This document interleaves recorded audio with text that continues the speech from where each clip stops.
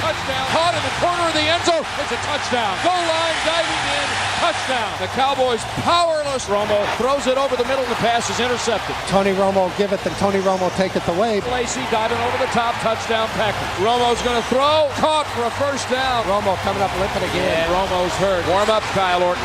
Orton in the gun. The season down to this. Back to throw over the middle. Oh, it's intercepted. Another disappointment for Cowboy fans and for these Dallas Cowboys.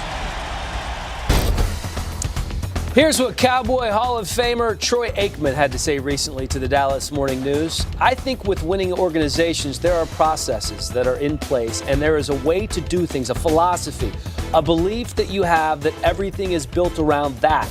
The Cowboys tend to change their beliefs each year on what it is they need or what they're about.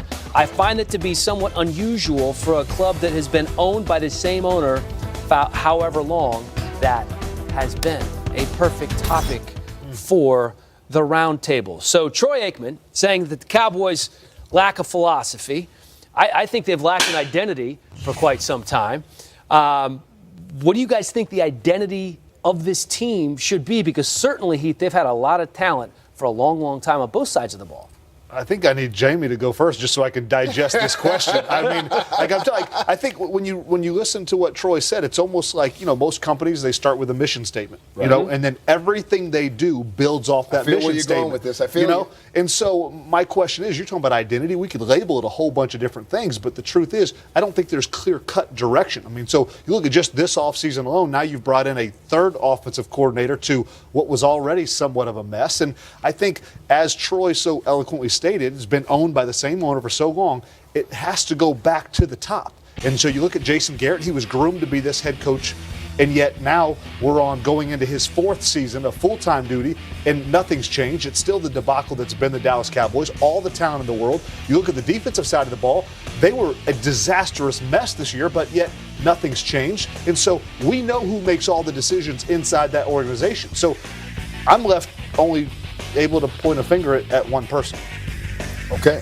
Well, that being said, the philosophy of the hive mind, where you talk about just bringing on, they are just bringing hive mind after hive mind after hive mind after hive mind in. So now you got all of these minds. You got three basically offensive coordinators that are going to be working with the offense, which creates a problem because you have philosophical differences and philosophical issues that you have to concern yourself with. But to get back to the main question, I think what they need to be is a team that is balanced and a team that is tough. And not only physically tough, but mentally tough, because those are where the issues come. And somebody's got to step up and make the statement that in certain situations, you got to know your personnel and know, I can't trust him with that. And that's been the problem, is that they're continuing to trust their quarterback in certain situations where you got to take it away from him. Sometimes it's okay to take the ball out of the quarterback's hand. That's what great head coaches are able to do. So all decisions are run through the owner, Jerry Jones. Do you think he hears what Troy Aikman has to say? He says, Troy, come on in. Join the organization. Give us a little help. He probably will call Troy right before he calls you. So never. I'm just saying. I mean, I do think this. I think he hears it. But listen, I think with any great minds, there's a level of humility that has to kind of come in and say, the great ones can always look back and say, hey, this is what I've created, and do I like what I've created?